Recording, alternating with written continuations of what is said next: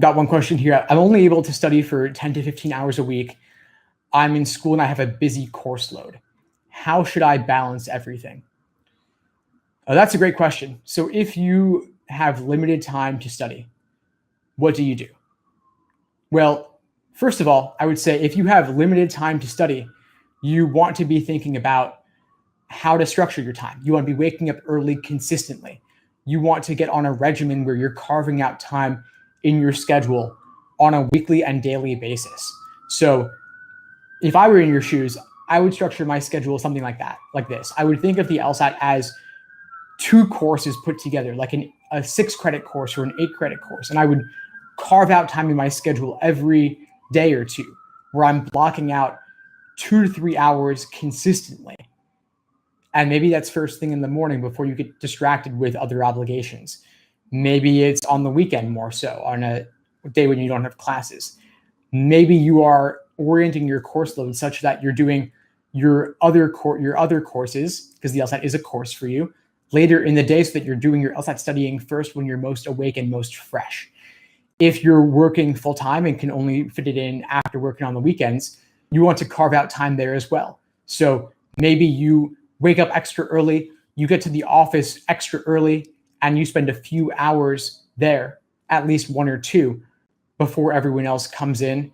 If you can't study at work, you study at a coffee shop nearby, or you find a library nearby that opens weirdly early, or based on your work schedule, might be an issue, but try to find a spot that's not your house and knock it out of the way first. That's the best way to make sure it actually happens.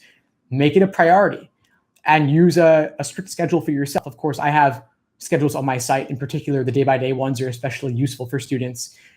But my week-by-week my daily schedule would involve, ideally, if you can carve out the time, is before work or at least in the morning, during lunchtime, after work, or later in the day for a couple hours, and then give yourself the rest of the day, the evening in particular, to relax, to do everything else in your life that's important to you. Because if you do LSAT study when you're extremely tired, you run the risk of not getting the most out of your studying.